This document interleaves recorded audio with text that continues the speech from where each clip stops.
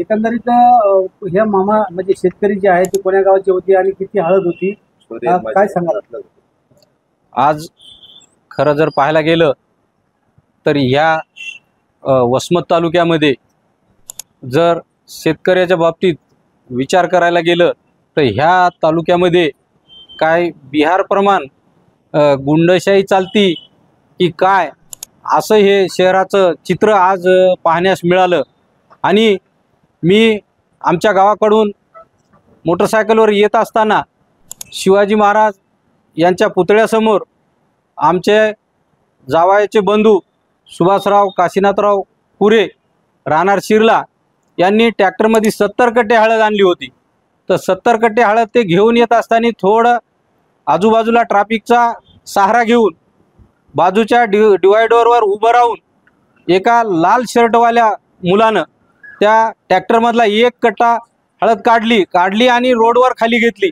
आणि जर बघितलं तर जसं काही या शहरामध्ये हुकुमशाही चालती आणि इथं काही गुंडाचं राज आहे अशा पद्धतीचं या शहराचं स्वरूप पाहायला मिळालं। आम्ही CCTV फुटेज पाहिले तर त्या फुटेजमध्ये बघितलं असताना त्या माणसाने कट्टा खाली काढला आणि जे पाठीमागून वाहन येणारे होते त्या वाहनाला बाजूला ते हात करून बाजूला सारीत होता आणि ते कट्टा शेतकऱ्याचा जे माल होता रोडवर ते माल घेऊन ते माणूस तिथं थांबला आणि दुसरा माणूस मोटरसायकलवर आला, त्याला दाढी बिडी आहे आणि त्यानं मोटरसायकल आणली आणि ते कट्टा टाकला आणि दोघांनी ते कट्टा घेऊन परभणी रोडकर परत गेले। आम्ही CCTV फुटेज बघितलं तर ह्या बाजार समितीच्या जर बघितलं प्रशासनाच्या काळात तर इथं हे जे संचालक मंडळ बसलं हे संचालक मंडळ कसं बसलं त्याच्यातला मला सुद्धा अभ्यास आहे, कारण मी त्याच बाजार समितीची निवडणूक लढविलेली आहे आणि त्या निवडणुकीमध्ये लढवित असताना मी स्वतः शेतकरी आहे आणि शेतकरी असून आम्ही शेतकरी माणसं त्या पॅनलच्या विरोधामध्ये एक पॅनल तयार केला होता आणि आम्ही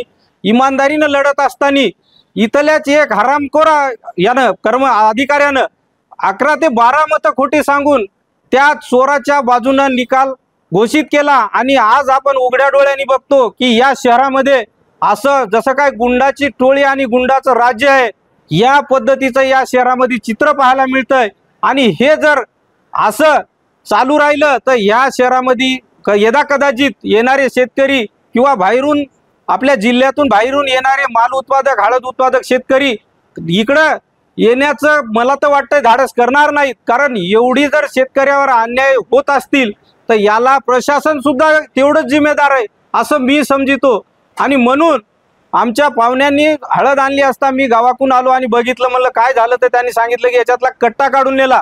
तर मी आमचे प्रल्हादरावजी राखोंडे आणि मी इथं पोलीस स्टेशनला आलो आणि पोलीस स्टेशनला येऊन सांगितलं की बाबा अशी हळद ट्रॅक्टरमधून गेली आणि नंतर साहेबाला बोललो, साहेबांनी सांगितलं की बाबा एक आम्ही कर्मचारी देतो तुम्ही जा आणि तिथले CCTV फुटेज बघा।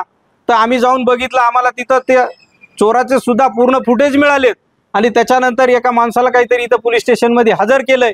आणि जर बघितलं तर इथं या शहरामध्ये मला तर वाटतंय सुधारणा होईल किंवा काही असं चांगल्या पद्धतीचं चित्र पाहायला मिळेल हे मला तर काही असं अनुभव येत नाही। आणि वरचीवर दिवसेंदिवस जर पाहायला गेलं तर या शहरामध्ये फार दहशतीचं शहर दिसतंय असं मला वाटतंय।